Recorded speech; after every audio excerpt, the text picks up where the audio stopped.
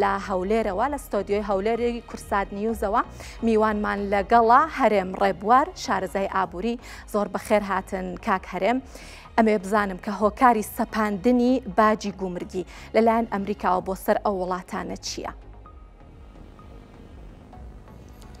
سڵاوتان لێ بێم کاتتان باش. تەبعا ئەمە یەکێکە لەو بابەتە گرنگانەی کە ئێستا بەشێکی زۆری میدیاکانی لەسەر تاسەری جیهانە سەرقاڵ کردووە و ئەمە شەگەڕێتەوە بۆ ئەو وعد و بەڵێنانەی کە دۆناڵد ترامپ لە حملەی انتخابی خۆیان سەبارەت بە زیادکردنی تاریفەی گومرگی لەسەر ئەو دەوڵەتانەی کە دیاری کردبوو دابوو. هەر لە یەکەم دەستپێکی چونە ناو کۆشی سپیشەوە وتی ئەمە یەکێک وەکو حملەی انتخابی قەرارێکمان دەرکردووە کە پێویستە تاریفەی گومرگی لەسەر ئەو دەوڵەتانە بسەپێن. لە حاڵەتی ئێستاشە لە پێناوی گەشەی ئابووری ئەمریکا و لە پێناوی مەسلحەتی داهاتووی ئەمریکایە ئێمە تاریفەی گومرگی لەسەر ئەم دەوڵەتانە زیاد دەکەین بە ئومێدی ئەوەی کە اقتصادی ئەمریکی لە ماوەکانی داهاتووە بەرەو باشتر بڕوا و پێشیان وایە کە لە سەرەتای سەپاندنی تاریفەی گومرگیە کاردانەوەکان کاردانەوەیکی نێگەتیڤ ئەبێت لەسەر کۆی گشتی بازاڕی ئەمریکی لەبەرەوەی کۆمەڵێک لێکەوتەی لێ ئەبێ کە تەسیل لە سەررجەم جونگەکانی اقتصادەکە لە ئەمریکایە. بەڵام ئەوان پێیان وایە کە لە دوورمەودا سەپاندنی ئەم تاریفە گومرگیانە ئەتوانێت ینی ئینعیکاساتی ئیجابی هەبێت لە اقتصادی ئەمریکی و گەشە بە اقتصادی ئەمریکی پێیان وایە سیاسەتەی کە لە ئیدارە پێشوە بۆ ڕاست هەڵە بووە. بڵێ بە دیاریکراوی ئەم بڕیارەوە سەپاندنی ئەو باجە چ کاریگەریەک لەسەر پەیوەندیەکانی ئەمریکا لەگەڵ ئەو سێ وڵاتە دروستەکە دیارە دواتر یەکێتی ئەوروپاش؟ بەڵێ دیارە ئەم قەراراتانە لە ڕووی سیاسی و لە ڕووی اقتصادیەوە کاریگەریی گەورە لەسەر دەوڵەتانی سەپێنرا و ینی ئەو دەوڵەتانی کە قەرارەکان لەسەر سەپێنراوە دروست دەکاتە بێتە هۆی کەمکردنەوەی چالاکی بازرگانیە بێتە هۆی ئەوەی کە ترید باڵانسی لەگەڵ دەوڵەتانە تا ڕادەیەکی زۆر گۆڕانکاری بەسەرابێ بە تایبەتیشی دوو دەوڵەتیشیان کە کەنەدا و مەکسیکن کە هاوسنوورە لەگەڵ یانە علاقاتێکی اقتصادی بەهێزیان هەیە بە شێوەیەکی گەورە کاریگەری لەسەر ئەوان دروستەکە و تا ڕادەیەکی کەمتر پێم وایە کە تەسیر لە ئەوروپاکە تەسیر لە ئەوروپاکە بە ڕێژەیەکی لەبەرەوەی ئەوروپا لە ڕووی اقتصاد و لە ڕووی مەساحە و مەساحەیەکی گەورەترە بەڵام و زیاتر لە 24 دەوڵەت لە ناو اتحادی ئەوروپی هەیە بەڵام ئەگەر تەمەشا بکەین لە زیاتر تەسیرات لە دەوڵەتە نزیکەکانی کە تەسیر لە چاینا کە تەسیر لە کەنەداکە بە دەرەجەیەک تەسیر لە مەکسیکەکە ئەم سێ وڵاتە هەدەفە ڕئیسیەکەی دۆناڵد ترامپە نەوەکو اتحادی ئەوروپی بەڵام وا لێک دراوەتەوە کە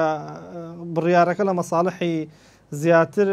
اقتصادی ئەمریکی بێ لە مستەقبەلا. بەڵام ئەگەر ئێمە بین تەمەشا بکەین بزانین ئەم تاریفانە بە شێوەیە کاریگەری دروستەکە یعنی ئێمە پێویستمان بە کۆمەڵێک ئەرقامی اقتصادی هەیە بۆ ئەوەی کە 100% دقیق ئێمە بتوانین دەستنیشانی ئەوە بکەین کە چ کاردانەوەیکی لەسەر اقتصادی ئەمریکی بێ و چ کاردانەوەیشی لەسەر اقتصادی ئەو دەوڵەتانە کاکەرێم ئەوەی لە ئێستاە باسیەکەین کاریگەری ڕاستە و خۆکانن ئەمە جیاوازە بەڵام هەر خۆشتانەستە باستان لە ترید باڵانس کرد کە هەمان هاوسەنگی بازرگانی ئەتوانین بڵین ئەمە هاوسەنگی بازرگانی ئەشێوێنێ کەوایە ئەتوانێت کاریگەری لەسەر وڵاتانی کەش دروستکە بۆ نمونە لەسەر عێراق ئەتوانێت کاریگەری لەسەر عێراق دروست بکە ئەم بڕیاری دۆناڵد ترامپ؟ طبعا عێراق بێمە لەوە تێبگەین ئەم تا ڕادەیەکی زۆر یعنی بە شێوەیەکی گشتی تاریفەی گومرگی تەسیر لە اقتصادی هەموو وڵاتێکە بە تایبەتی وڵاتانەشی چکە قسمێکیشی پەیوەندی بە نەفتەوە هەیە چونکە کەنەدا لە ماوەکانی پێشوە حەسەبە و داتانەی لەبەردەستایە 90 کۆی گشتی نەوتی خۆی بە ئەمریکا فرۆشێ ئێستش 100 تاریفەی لەسەر ئەو نەوتە داناوە عێراقیش ئەوەی کە هەیەی تەنها چونکە تەسیر لە چیەکە ئەمە بە شێوەیەکی گشتیم قەرارەتانە تەسیر لە هەناردە ئەکات تەسیر لە هەناردەی دەوڵەتەکانەکە بۆ ئەمریکا عێراقیش ئەوەی کە هەیەی لە ڕاستیە چییە بە هەناردەی بکات تەنها نەوتی هەیە هەناردەی بکە ئەمەش ئەکرێت کاریگەری لەسەر چی دروست بکە کاریگەری لەسەر سعری نەوت لەسەر داهاتی نەوت لە بازاڕە جیهانیەکانە دروستکە و پێم وایە بدایەتەکەی بێتە هۆیەوەی کە کاریگەریکی نێگەتیڤ لە بازاڕەکانە لەسەر سعری نەوت دروست بکە و پێم وایە سعری نەفت لە بازاڕەکانە لە جەلسەکانی داهاتوو هەفتەکانی داهاتوو هەندێک ڕوو لە دابەزین و داکشان بکە بینیشمان پێشەوەی کە قەرارەکە دەربچێت حتەنها بە بازکردنی قەرارەکە و دەرچوونی نەوت لە WTI واتە نەوتی خاوی ئەمریکی لە لێڤڵەکانی $79 و دابەزیەوە بە $73 پێم وایە ئەگەر ئەمە تەواو قۆناغی جێبەجێکردنەوە ئیتر بەدانانی ئەو تاریف هێشتا ڕادەیەکی زۆر سعری نەوتش لە بازاڕەکانە دابەزین تۆمار بکات. کاک هەرێ بەلەم حاڵەتە ئێمە توانین کە بڵێن پەیوەندی بە عێراق. بەڵێ سەبارەت بە بازاڕە داراییەکان بازاڕە جیهانیەکان بینیمان دوێنێ زەر نرخی ینی ئاستی پێوانەی تۆمار کرد ئەم بڕیارە تا چەند کاریگەری لەسەر بازاڕە جیهانیەکان دروستەکە و با بە تایبەتی باسی زێڕش بکەین. زۆر باشە سەبارەت بە بازاڕە داراییەکان ئێمە ئەبێ بزانین بۆ سەپاندنی تاریفی گومرجی بە شێوێک تاسی لە بازاڕە داراییەکانەکە ئێمە ئەو سێ دەوڵەتی کە بە شێوەیەکی گشتی دۆناڵد ترامپ مەبەستی بە تاریفیان لەسەر دابنێت مەکسیک و چاینا و کەنەدایە لە ڕاستیە ئێمە بۆی بین کە معادلاتانە لێک بدەینەوە تا بزانین بە شێوێک تاثیر لە بازاڕەکانەکە ئەگەر تەمەشا بکەین لە کۆی گشتی GDP ویلایەتە یەکگرتووەکانی ئەمریکا ترید بالانسی لەگەڵ مەکسیکۆیە 3.2 GDPەکەی پێکەێنێ باشە لەگەڵ کەنەدایە 3.3 GDPەکەی پێکەێنێ لەگەڵ چاینایە 2.1 GDP ئەمریکایە کەواتە بە کۆی گشتی ئەم سێ دەوڵەتە لە چوارچەوەی ئاڵگۆڕی بازرگانیان لەگەڵ ئەمریکایە 8.6